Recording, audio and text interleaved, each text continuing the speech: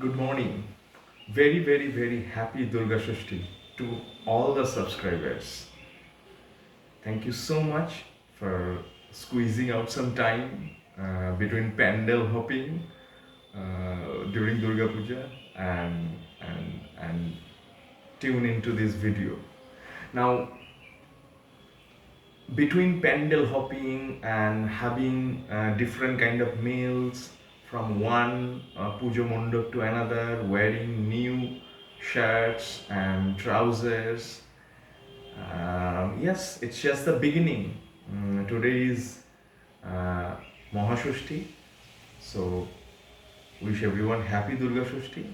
But in an otherwise goody feel good factor of this happy Durga Shashti, there are uh, few things uh, that have started troubling my brain, that have started troubling my thought. In fact, if I can be little specific, there are 4 points that are actually troubling me. And what are those 4 points? Those, those, those 4 points. Those 4 points are the first is that when the Durga image is or is getting created, then it is believed that the soil has to be brought from Nishiddhapalli or from prostitute's corner, and that prostitute's soil, I mean, you literally have to beg the prostitute to give soil so that you can create uh, almost a Durga immersion, or continue go through that idol making and then complete the immersion. So the clay that is used to make Ma Durga is brought from uh, Nishiddhapalli, is brought from brothel, is brought from a prostitute's corner. So, so I would be interested in this. Now I would use my phone to read few lines to with regard to this Nishiddhapalli and Durga being made out of the brothel or a prostitute's clay. Now, legend in Bengal says that without adding the Punnamati, pure soil obtained from the Nishiddhapalli, forbidden territory, to the clay figure of Durga, the idol is incomplete. The rationale behind such an act is interesting, that when a man enters a brothel for sexual gratification, he leaves his virtues behind a threshold and thus rendering the land under the feet of the sex worker pure. So this soil has to be baked off and collected particularly from the hands of sex worker. It is believed that the goddess cannot be satisfied unless a sex worker blesses the idol maker by giving him some punnamati, or that is brought from Nishiddhapalli territory. Now, there is a poignant sense of beauty in this whole act of seeing a man begging a sex worker, the same person that he would otherwise chastise and rebuke. Now, as a woman, she is both the beloved and the betrayed, both the sinner and the saint.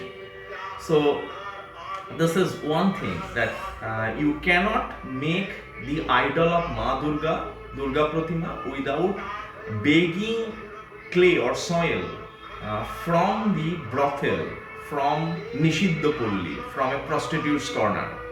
Okay, so if a prostitute does not give soil, then you cannot build the Durga idol. So Durga idol is both a saint and a sinner.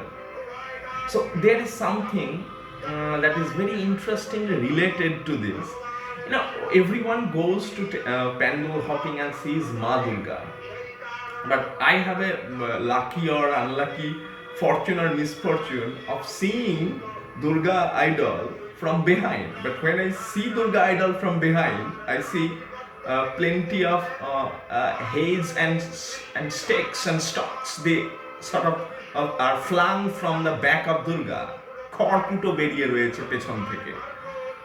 So almost I find the front part of the Ma Durga is what we are almost made to believe, and that's the religion.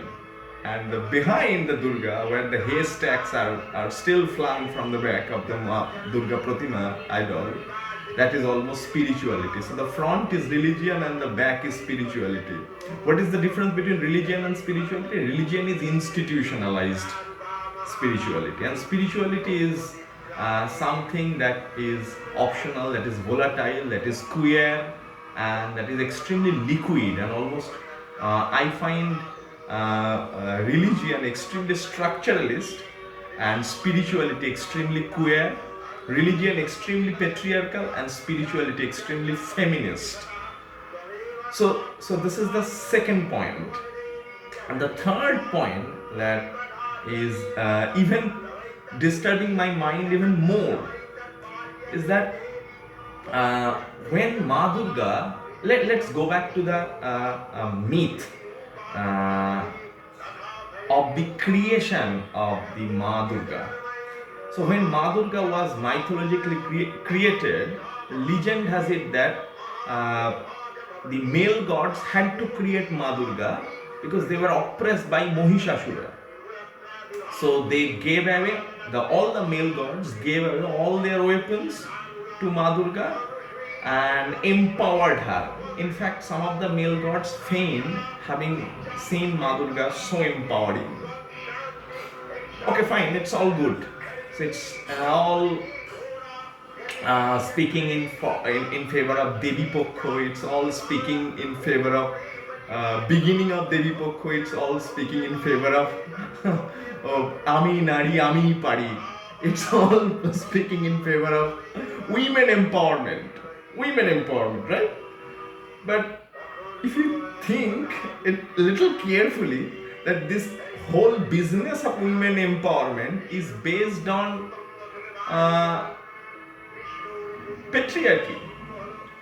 So unless the male gods give away their weapons, the women would not be born as powerful and empowering women.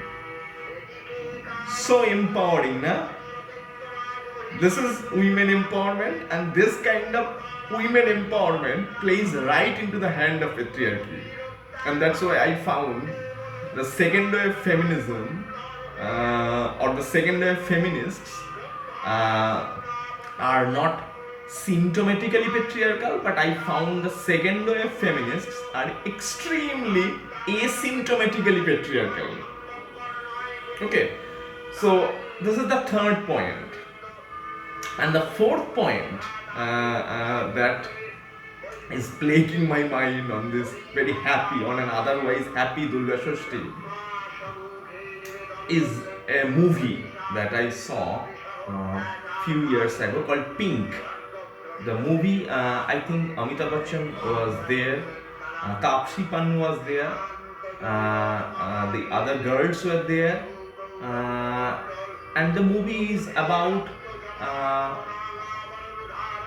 3-4 women getting raped, and then they started coming into their own, but they don't start coming into their own, those rape victims, till a male lawyer comes and rescues them. So why do you always need a male lawyer? No means no. Remember Amitabh Bachchan was cast in the role of male lawyer in the movie Pink. I mean, I saw plenty of feminists becoming absolutely raped up. They were overjoyed. They were so excited with the feminism of Pink. Really? So it has always taken a male lawyer to save the feminists, and then the feminists become feminists. Why do you need the male gods to give Ma Durga arms and make her empowering? Unless a male god throws away the weapons, the powerful women would not be born. So female empowering, na? Unless a male lawyer saves the day, saves the blushes for the rape victim, the female empowerment never happens in the movie Pink. So female empowering. Ami nari, ami pari. This is the, almost men bad, women sad brand of second wave feminism, which is excruciatingly, painfully, asymptomatically patriarchal. I think there is a love story between Romeo and Juliet. There is a love story between Shiri Farhad. There is a love story between and so many others. Bir Zara. I think no love story is bigger and better than the love story between second wave feminism and patriarchy. Because second wave feminists are so pathetically, so excruciatingly, painfully, unconsciously, asymptomatically patriarchal. And before I wrap up this video on Durga Shoshti, on Mahashoshti, I would wrap up this video on a very simple concluding note. And to conclude this video, I will use one of my very favorite theorists called Louis Althusser. And Louis Althusser said that the exploitation happens primarily through interpellation. So this is the term that Althusser has used to deconstruct the dynamics of exploitation, or almost I can call the sexploitation. So the point that I am making is that let us first understand what is interpellation. Interpellation is a kind of exploitation that is done through the consent of the person being exploited. If I am exploiting you, then you would give me your consent to let me exploit you. And the more I will exploit you, the happier you will become. Why? Because you are interpellated. According to Louis Althusser, you are interpellated into my hegemony. আমি যত তোমাকে শোষণ করব, তুমি তত খুশি হবে আমার দ্বারা শোষিত হয়ে। তার কারণটা হলো, আলথুজার বলছেন যে শোষিত মানুষ শোষিত হওয়ার মধ্যে দিয়ে আনন্দিত হবে, তার কারণ সে শোষিত হওয়ার জন্য খুশি খুশি অনুমতি দেবে। This is called interpellation. Now the feminists in Pink gave the permission, the male lawyer, to save them, and then they became the fighters of patriarchy. But ironically, it has always taken a male to save feminism its blues. Similarly, unless Ma Durga is given weapons and arms and ammunitions by male gods, Ma Durga is not born or was not born mythologically. So it has always taken the sacrifice of the male gods to give birth to empowering women and begin Devi Pokkho. So Devi Pokkho can only begin when the Dev Pokkho wants the Devi Pokkho to begin. So it's a strange kind of Devi Pokkho that its birth is dependent on Dev Pokkho. Wow, so wonderfully female empowering, na? So similarly, Ma Durga is always given 10 hands. It's called Dashabhuja. That means she has 10 hands. Now I am giving you the example of typical household. She cooks, she cleans, she does dishes, she does all kinds of domestic chores. Something that Simone de Beauvoir says that housewives work